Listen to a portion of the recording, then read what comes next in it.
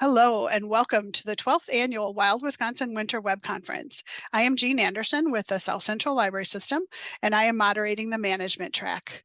Assisting me today is Leah Langby with the IFLIS Library System, and we are so glad that you are here with us today. Our presenter for this session is Joyce Ariano with the Fountaindale Public Library District in Bolingbrook, Illinois, and she will be presenting on But We've Always Done It This Way, Leading Staff Through Change to Elevate Your Services. As you have questions for Joyce, please use the Q&A panel or the chat panel and we'll save time for them at the end of the webinar. So Joyce, whenever you're ready, go ahead and take it away. All right, thank you, Jean. Thank you, Leah.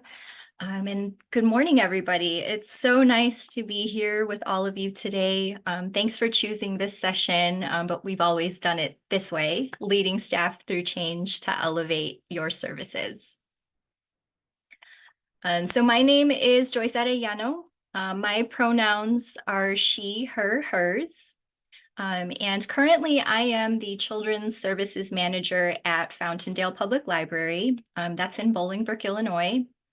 My entire library career has been in public libraries, mainly in departments serving children or teens. And for the past 10 years, I've been in a library leadership role. However, I am fairly new to presenting. I've done this particular presentation in person. So this is actually my first experience offering this presentation as a webinar. I appreciate any patience as I navigate this space for the first time. So a little bit about my library. Fountaindale Library is in Bolingbrook. It's about 25 miles southwest of downtown Chicago. Last year, Fortune magazine named Bolingbrook one of the best places to live for families. This library is my first experience working in a large library. Our service population is about 67,000 residents, and about half, possibly more than half, of the population are people of color. So I started working here in 2016, and I noticed that my department had been offering the same programs for the past 10 years.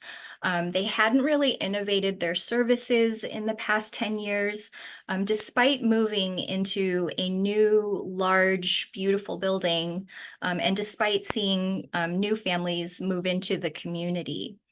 So I like to think that my library change journey began here. And a lot of what I learned about leading change came from my experiences implementing change at this library. So I work in children's. I have a lesson from story time. One of my staff members likes to incorporate affirmations in their weekly story times. And I thought this was a great idea. So I decided to try it in one of my story times. So before we started, I asked the kids to repeat after me and follow me. And we say together, I am smart, I am kind, I am strong, and I am loved. And the response was amazing, and so wholesome, heartwarming. There was so much good energy from the kids and from their grown-ups too. And hearing the kids say the affirmations out loud and hearing their grown-ups repeat the affirmations to their kids was so lovely. It was a great way to start the program and a great way to jump right into story time. So that experience made me realize how much I needed this kind of vibe in my life, especially before I'm about to have a difficult conversation or before I'm about to make a tough decision. before I'm about to introduce change to my department, or before I'm about to present a webinar in front of 100 people. So I created leadership affirmations for myself. So I'm going to say these out loud. Feel free to say them out loud with me. If you have leadership affirmations for yourself or come up with any, feel free to put those in the chat. So here we go. My team is learning and growing under my leadership. I help my team succeed. I can see the big picture, and I will get through this. So if you've got any affirmations to add to this list, I invite you to share it in the chat right now. So Jean, do we have any to add to this list? Not yet, but I'm sure people are typing, but I will tell you one of mine. And I learned this from a presenter named Darcy Luoma, and hers is pause. And I took this to heart, which is pause and then think and then act. So it's so will you take that step back of taking a breath and then thinking and acting. Monica says, I am capable of handling this. Yes. Oh, I love that. I trust my team. Library work is important, but it is not life or death, and it helps remind me to take a breath. I am strong because my team is strong. I am deserving of my role.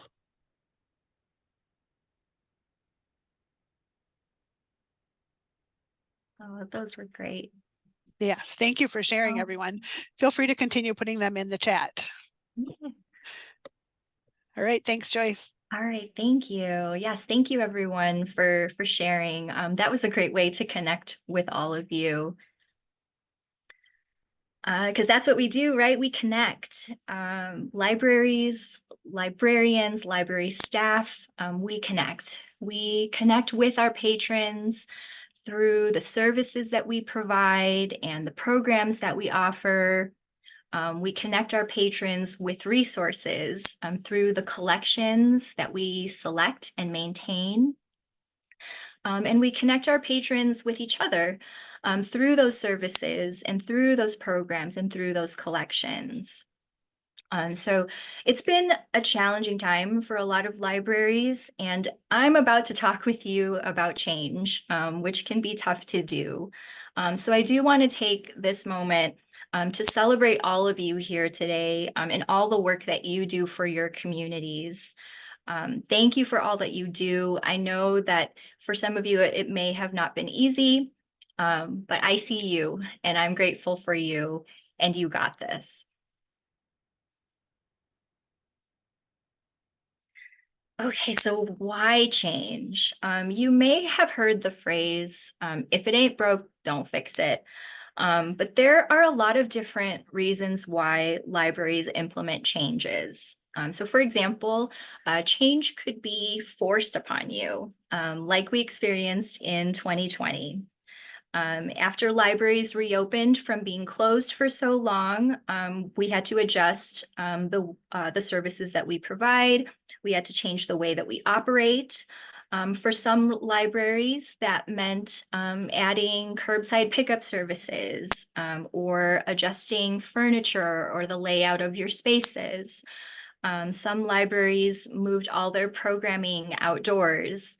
And shout out to all those youth librarians that packaged hundreds, thousands of take and make craft kits. My director once told me that take it, make it craft kits were an industry, and that's no joke. Librarians, particularly youth librarians, have legit elevated craft kits to industry status. So another reason for change could be you learned something new. Maybe you learned a new idea from a conference just like this one, and you want to apply those ideas to your organization. And another reason for change could be your community changed. Maybe the demographics of your community have shifted, and now you need to make adjustments to the services and the resources that you provide. So when I first started talking about making changes in my department, I heard a common response from several folks on my team. And that was, but we've always done it this way. And at first, I did feel a little defeated. I second guessed myself, and it made me step back and really examine the changes I was proposing. And I came across a really great quote from Grace Hopper. She was a former US Navy admiral. She was also a mathematician, and she was a computer programming pioneer. And she said, the most dangerous phrase in the language is, we've always done it this way. Now, she was referring to computer coding, but she believed that computer programming languages could use words instead of numbers and symbols. And her work led to the development of the COBOL programming language, which is still used today. So I found this really inspiring, and I often use Grace Hopper's quote as a reminder that change can be a great opportunity, and that we don't have to stand still and keep doing the same thing we've always been doing in order to achieve success in our libraries. All right, so before you implement changes, before you communicate with your team, even before you come up with a plan for this change, you have to have a couple of things. The first thing you'll need is patience. You will need a lot of it. There is going to be resistance to change. It could come from your team. It could come from your director, your board, from your community. These folks may have a lot of questions and a lot of feedback. So be prepared to spend time to listen and discuss. Another thing you'll need is flexibility. It's possible that you might need to make adjustments to your plan.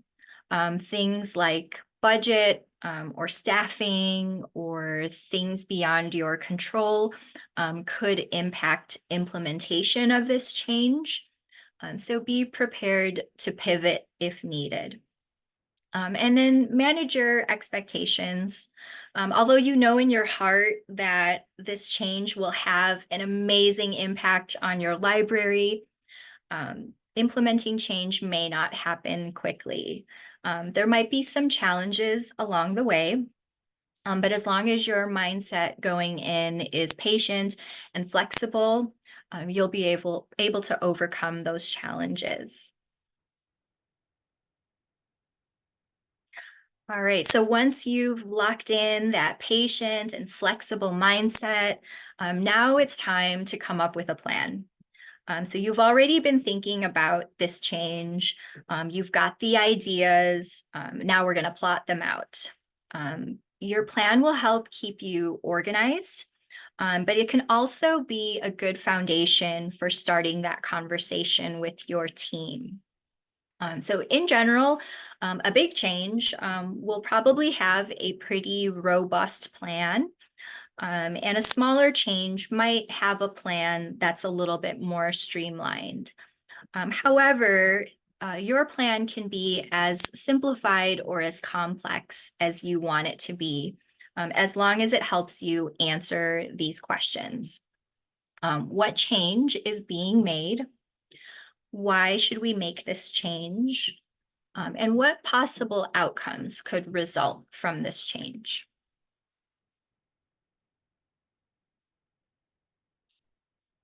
All right, so I like to have a a visual resource for brainstorming. And then I'll transition that to a Google Doc where I can organize my thoughts and add more details. So the image I have here was from one of my change plans.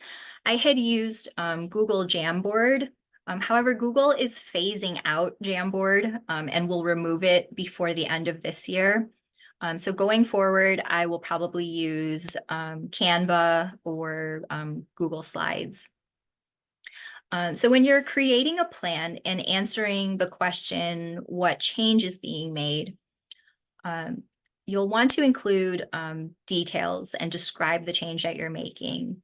Try to include as much details as you can, things like logistics and what implementation might look like. Think about who on your staff will be involved in the implementation. And then also if there is a cost to make this change, research and estimate how much those costs might be. Also consider timing. Is there a greater impact if you implement this change at the beginning or the middle or the end of the fiscal year? Is there a busy season in your library to avoid so that you're not putting additional strain on your staff?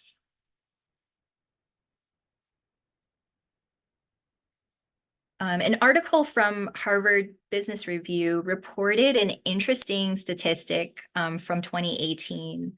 And then Quantum Workplace, which is a software company that focuses on employee engagement, they surveyed 500,000 US employees, and about 1/3 responded that they don't understand why changes are happening in their workplace. So it's really important to answer this question in your plan. Why should we make this change? If staff don't understand why a change is happening, it becomes harder for them to connect with the goal, and this could lead to resistance to change. So your plan should include your expected outcome. If it's a change that will impact patrons, think about the benefits for patrons. If you're making a change to workflow or processes, include the benefits for staff. Will this change make work easier for them? And if you can, explain how this change aligns with your library's mission and vision. And then another question to answer in your plan is, what possible outcomes could result from this change? Think about how staff and patrons might react to this change. And then brainstorm some potential results, the good and the bad. Expect resistance and prepare for it by doing your research. For example, if you know that someone on your team is driven by data, maybe have some numbers prepared to share, or have testimonials from libraries who have done this before, and have that ready to share with that staff member. You might not have all the answers right now, and that's okay. We will figure it out. All right, so yay, you've got your plan. And now it's time to talk with your team and introduce this change. Communication can be the most challenging step of implementing a change. It can also be the most time-consuming. However, it is the most important step in implementing change and crucial for implementing a successful change. So know your audience. Something to be mindful of is how each person on your team prefers to communicate. Consider that some folks may want to meet and talk about things in person, There could also be folks who want some form of written communication. And there could be folks who want a hybrid of different forms of communication. Now, the way that I listed all the pieces of communication on this slide is not necessarily the numerical order for accomplishing them. You might want to give your staff all the details first before going into the reasons why. Also, you'll probably be repeating some of these communication pieces, in particular, the actively listening piece. So it will depend on your staff and how they prefer to communicate. All right, so a couple of pieces in communication are explaining why and explaining the goal. A few slides ago, we talked a little bit about why. So hopefully you can refer back to your plan and explain the reasons behind the change you are making and the goals that you hope to accomplish with the change. This part of communication can be easy to forget to do. And that's because you've done all the research and you've come up with the plan. You know what to expect. You know this change inside and out. But remember, your staff may not have been on that planning journey with you. So they might not know what the goals are, and they might not understand why this change is being made. So sharing that goal and the reasons why can create a sense of ownership for your staff, and you'll have a better chance of getting buy-in from them. And then you'll also want to give details as much as you can. I've shared my Jamboard with my team before so that my staff have an idea of my thought process behind making a change. So if you're comfortable, I invite you to share a copy of your plan with your team. And then also offer resources and support. If this change involves your staff learning something new, describe that training process with them. And then offer to meet with them and answer any questions that they may have. If this change impacts your community, work with your team to create talking points for your public-facing staff so that they're prepared to communicate with patrons. And then provide expectations, especially for staff who are playing a larger role in implementing this change. So make sure to clearly explain and define what you expect from them.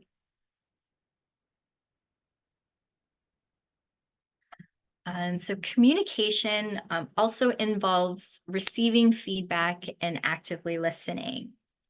In order to receive buy-in from staff, your staff will want to feel heard and feel part of the decision. So hear them out and then refer to your plan if they have questions. Again, it's okay if you don't have all the answers right now. You can be honest with your staff and say, you know what, I don't have the answer to that yet, but I'm hoping we can figure that out together. So these pieces of communication are the tough part. Staff might complain, they might rant, gaslight you, and completely pick apart your work. This has happened to me a lot. And at times it felt dream crushing.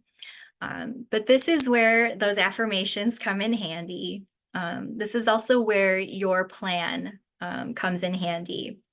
Because you have that plan to remind you of the goals and how this change can be carried out and your reasons why. If you've got them, lean on allies. I'm very fortunate that my manager is someone that I can lean on, very supportive and also straightforward with me. If you don't have a manager that you can find support in, there are other resources available. ALA has mentorship programs. I believe I saw Wisconsin Library Association has a mentorship program. There's also networking groups. I hope you have networking groups in your immediate library community. So hang in there.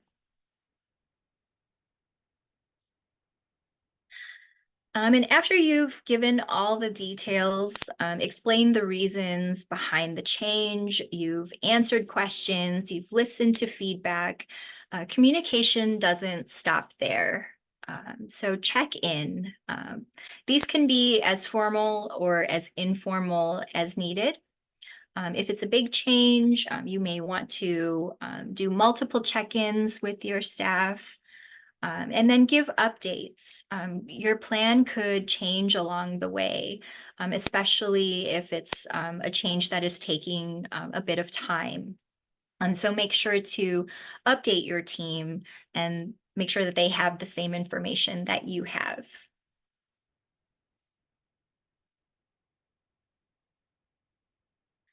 Okay, I made a lot of changes to my department in the 7, almost 8 years that I've worked at my library. And the examples I have in these next few slides were pretty tough to implement. Some of them took a long time and some didn't.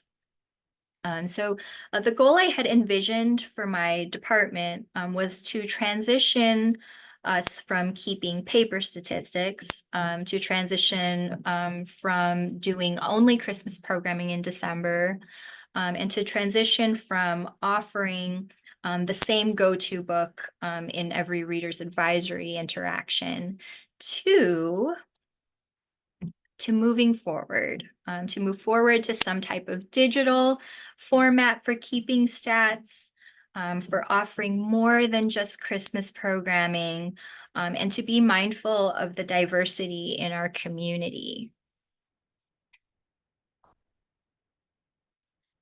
So earlier when I had talked about creating a plan, I shared an image of the plan that I had created on Jamboard, and that was for this change. My department was keeping track of reference desk question statistics on a paper log, and that's this image on the left. After they answered a patron's question or helped a patron, they would write a little tick mark in the appropriate box. And then at the end of the month, one of my part-time staff would count all the tick marks on the sheets and enter that data in an Excel spreadsheet that I would then create, that I would then use to create the department report for our administration team. So I went to Google Jamboard and started brainstorming the answers to these questions. The change I was hoping to make was to go paperless and use a digital format to keep track of our reference desk statistics. The reason for this change was that the current process was a time-consuming process. And our department was busy. My staff would plan and present weekly story times. They would plan and present after-school programs. They had to plan for programs in upcoming seasons. And then in addition to all of that, our service desk was very busy. So the paper stats sheets would sometimes be filled with tick marks. So the goal of this change was to streamline our process.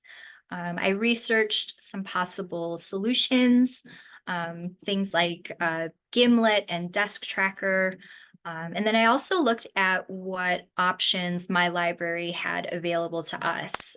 We are a Google library, so there were lots of possible options with Google. And then the outcome I was hoping for was that a digital solution would save us time and also avoid burnout for my staff. In particular, burnout for my staff member that was manually counting all of these statistics. But I also considered that the outcome of this change might be spending a lot of time, especially spending time with training. So after creating this plan, I shared it with my team and did all the pieces of communication, including a lot of active listening and receiving feedback. And after many discussions, we came to the conclusion that Google Forms and Google Sheets would be the best solution for us over something like Desk Tracker or Gimlet. And then we worked together. We created a draft Google form, which is this image on the right. Before fully implementing it, I did ask staff to test it out for a few months. And I checked in to see how things were working. Also accepted their feedback on what adjustments needed to be made to the form to make it more efficient. And although I spent a lot of time meeting with staff and discussing this change with my team, we were able to move forward. So we've been using this Google form for a few years now. We've made some adjustments along the way as needed, and it's been very helpful.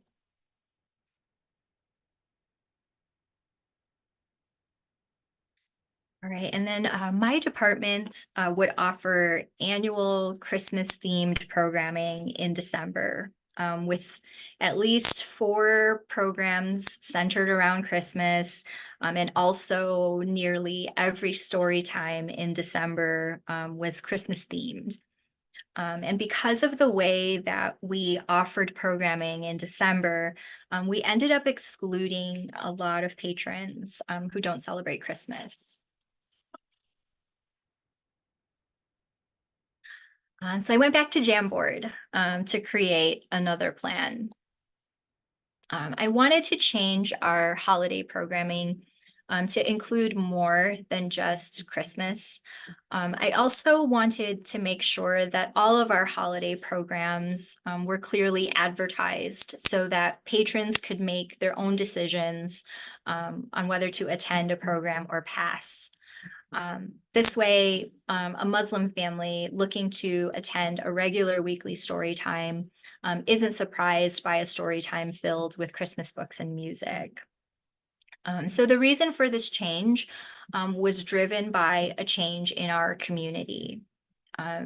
When planning this out, I had to do a lot of research. I wanted to know as much as I could about our library community. I discovered that there is a K through 12 Islamic school a couple of miles up the street from the library. There's also 3 mosques and a Muslim association in town. And then in getting to know our community, I also learned that many families celebrate Kwanzaa, and there were also many families who celebrate Lunar New Year. So potential outcomes that I had brainstormed included increased awareness of library services to people who may not have known what the library offers. And then I also hoped an outcome would be that all of our community would feel welcome in our library. But an outcome that I also considered was that there may be some patrons that would not be happy that we are highlighting more holidays than Christmas.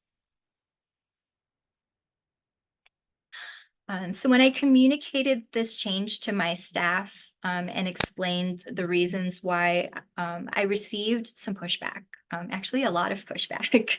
And I heard this phrase, but we've always done Christmas programs every year. So I had to have a lot of conversations with various staff members, and I would hear them out. I would listen to their concerns, but I would also ask thoughtful questions about how we can offer programs to include folks who believe in different faiths and celebrate different holidays. And we ended up brainstorming together from these conversations, and the outcome was great. We still offer a Christmas program, but we also offer a Kwanzaa program and a Hanukkah program. In fact, a couple years ago at one of our Hanukkah programs, um, several Muslim families attended Hanukkah story time, and they chose to attend it because they wanted their children to learn about the holiday and they wanted to meet families who celebrate it. We also now offer annual programming for Ramadan and Eid. The photo on the right here was from last year's pre-Eid card making party. So we offered a variety of different crafts for families.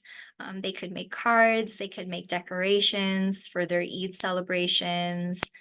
They could take photos with this little photo backdrop we included in the room. And the feedback we received from our community was wonderful. There was so much joy, and patrons were happy and grateful, and they were surprised. And they were surprised that their library could see them.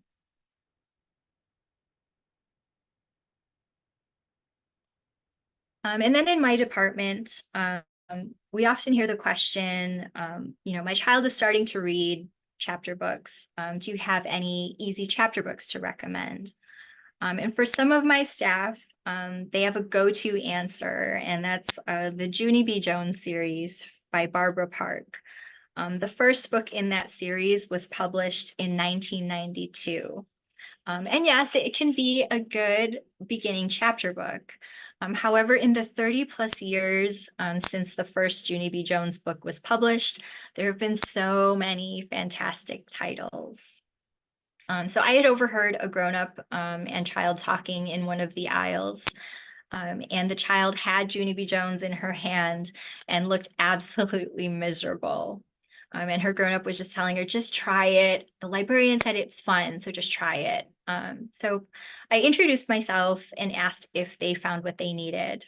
And the grown-up told me that a staff member had recommended Junie B. Jones as the perfect series for kids starting to read chapter books.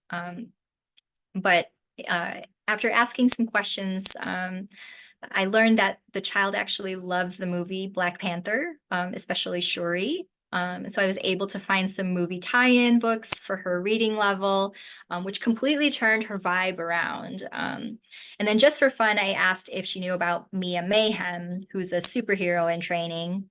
And when I showed her the series, her face lit up. So it was a wonderful example of the impact that representation in books can have on readers. So back to creating a plan. This experience had me thinking about offering a refresher training on Reader's Advisory for my staff in order to change some of the practices and shortcuts that my staff had started to incorporate in their service. So in coming up with this plan, I knew I wanted to involve my staff members who were very knowledgeable in children's literature. I asked those staff members to help figure out details, research, training, resources, webinars. And the reason for this change was again driven by the change in our community.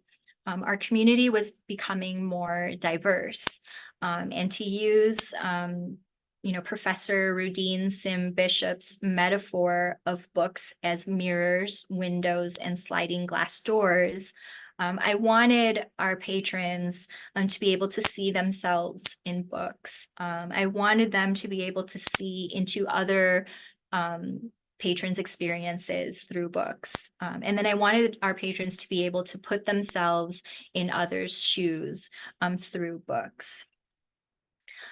So a potential outcome that I hoped to see come from this change was improved Reader's Advisory service for our community. And another potential outcome was that this would take time, a lot of time, and that we would have to look for webinars and courses for our staff.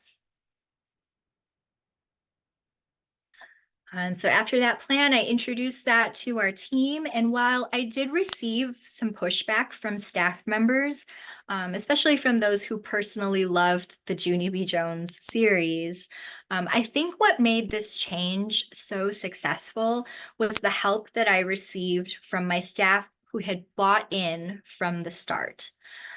So because my children's literature experts on my team were so connected with the goal, they completely took the plan and ran with it.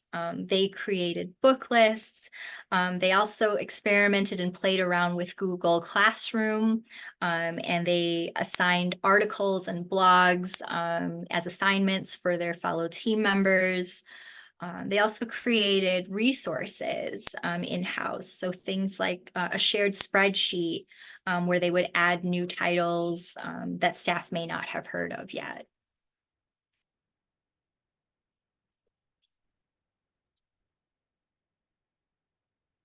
And then I also wanted my team to explore some new ideas in programming. And again, the reasons why were driven by the changes in our community. So I wanted to let go of some of the recurring programs that we offered in order to try some new things and reach new families who had moved into the area.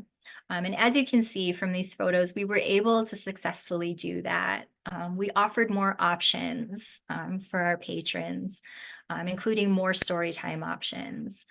We offered programming to engage with our growing Spanish-speaking community. And then we also were responsive to our patrons and what they were looking for in programming. So we did receive a lot of suggestions and recommendations from patrons and requests asking for Black history programs for kids. And so we were able to work with our community and work with our staff to offer that.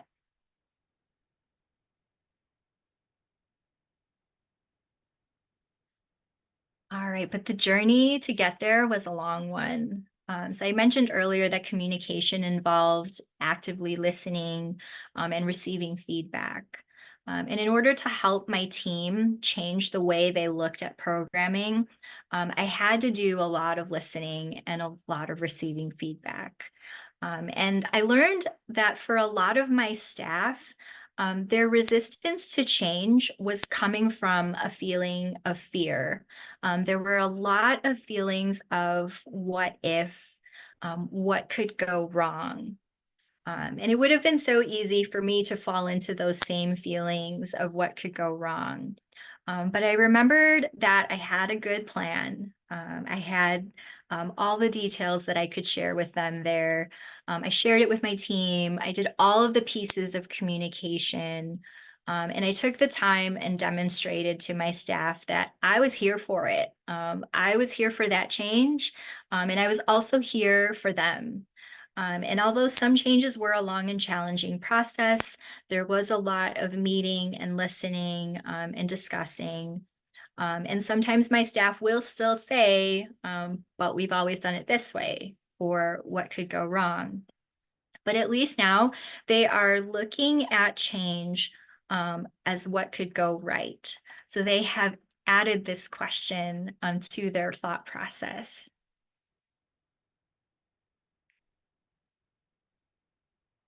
Um, it's okay to feel like this. You're going to feel like this. Author and speaker Simon Sinek said, people don't fear change, they fear sudden change.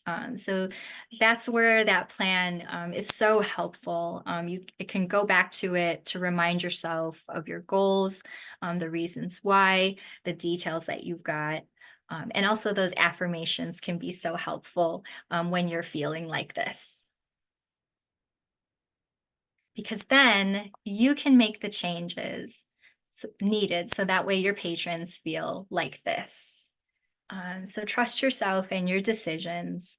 Remember what your goal is and why you're making the changes that you're making. And again, have that plan handy. All right, some resources that I like to use. I do like the Ask a Manager blog. There's a lot of really great content and scenarios there, as well as some good talking points. You can also subscribe and receive emails sent to your inbox. I like Supervision Magazine as well. It's a journal that you can subscribe to. Each magazine has about 6 or 7 articles about leadership and different aspects of leadership. So they're a pretty quick read, and it's easy to get through that journal pretty quickly. If you're a leader that likes to make change based on the success you've had in the past, I recommend the Thin Book of Appreciative Inquiry. And as the title says, it is a thin book. So it's a quick read, but it does have a lot of good information about making change based on your success in the past. And then there's a couple of creators on TikTok that I like to follow just for some quick talking points or advice. At Transformation Princess has a lot of content about change management. And then at Lo Whaley and her colleague do videos on how to professionally say something. So there's a lot of good talking point examples on that page. And then also at Allison Elbar is also known as the leadership coach. And she provides a lot of good content for a variety of leadership topics. And then some tools that I've used, I've mentioned Jamboard, but Google is phasing that out before the end of this year. So Google did recommend FigJam and LucidSpark as an alternative to Jamboard. If you're making big changes that involve a lot of moving pieces and a lot of people, Basecamp and Trello are good project management resources. And then I like Canva for a lot of things, but I did find that they have a digital whiteboard option now on their site. And then Google, Microsoft, and Zoom also have options for digital whiteboards.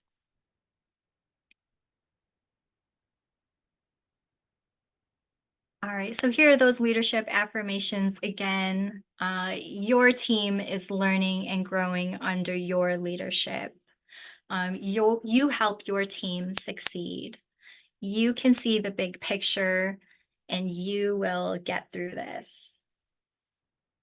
I know change is really, really tough, but I hope this has helped you at least get started. And I want to thank you all for being here today and for all of the great chats and questions that you have. Feel free to reach out to me. My contact information is right there for you. Good luck with all of the changes that you are making. I'm going to open it up to questions now. And if you're comfortable, I would love to hear about some changes that you're planning to make in your organizations. So thank you again for being here. And Jean, I will turn it over to you. Thank you, Joyce. I had not heard about Jamboard, so thank you for letting me know that. We use that quite often here. So I'm disappointed, but I will now look for other options. So so thank you for telling me that. So the first question is, how can someone who is not in management encourage their superiors to give staff the why on changes that are occurring? Ooh, that's a good question. So I think if you can get a one-on-one meeting with that supervisor, and hopefully you can be honest with that supervisor or manager and be open with that manager. I would probably lay it out for them and say, you know, our staff are feeling a little bit disconnected from this goal or from this change. And I think it would be really helpful if we understood the reasons why behind it. So hopefully you do have that kind of relationship with with that manager or supervisor. But I would be open and honest with them and saying that, I'm feeling a little bit disconnected from this and I'm hoping to get some clarity on why. Oops, thank you.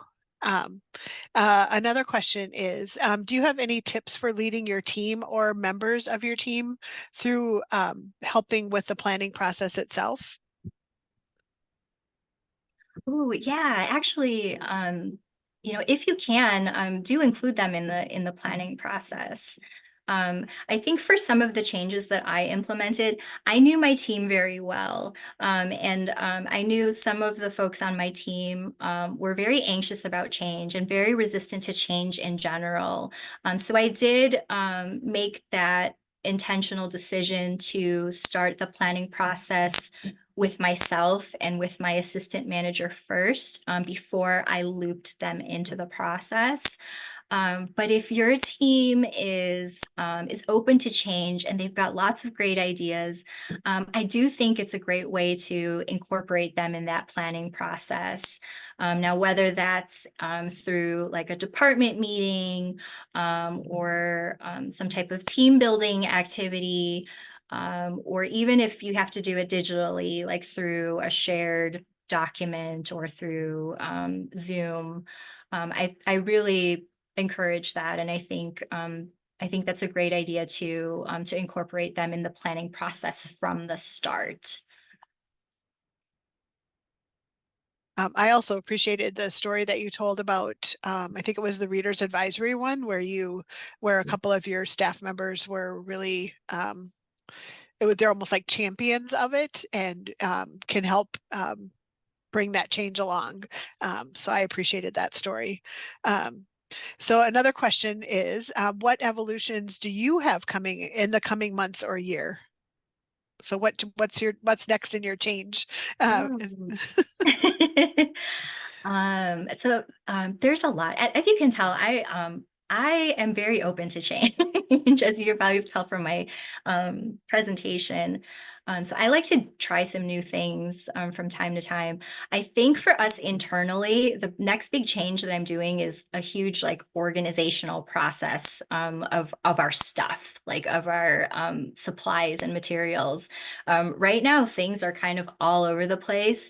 And my staff has been very comfortable with kind of putting things wherever they want. And so I think I want to like create some type of system and some type of inventory system for that because we do have a lot of stuff in children's. And then a bigger change, a larger scope change that I'm looking to make is my library just started a new strategic plan. And one of the things that our strategic plan wants to focus on is our space. We've been in our building for about 11 years now, so we want to take a look at our space. So I am looking to kind of brainstorm some improvements to our spaces and hopefully add some new features to our space. Like I'd love to have like a little discovery center in children's or signage. And so that's a big one that's coming up soon in the next like 5 years or so. Thank you for sharing. Those are some big projects coming up. Yeah. Um, and this is more of a comment, but I'll share this. And if anyone has any last minute questions, we do have a couple minutes left. So the comments is, Joyce, this was very helpful. Our small library is in the midst of a large weeding project with the end result to move our items to make them more accessible and easier for our staff to find. So a little bit similar to your project of organization. It is a work in progress, and I have been learning a lot about team communication. So that's I just wanted to share that. Thank you. Good luck with that. That sounds like a great project. Yeah. Yeah. Another person said that they hired a professional organizer to come in their small library and they cleaned out as much as they could, but didn't know how to organize their shared space.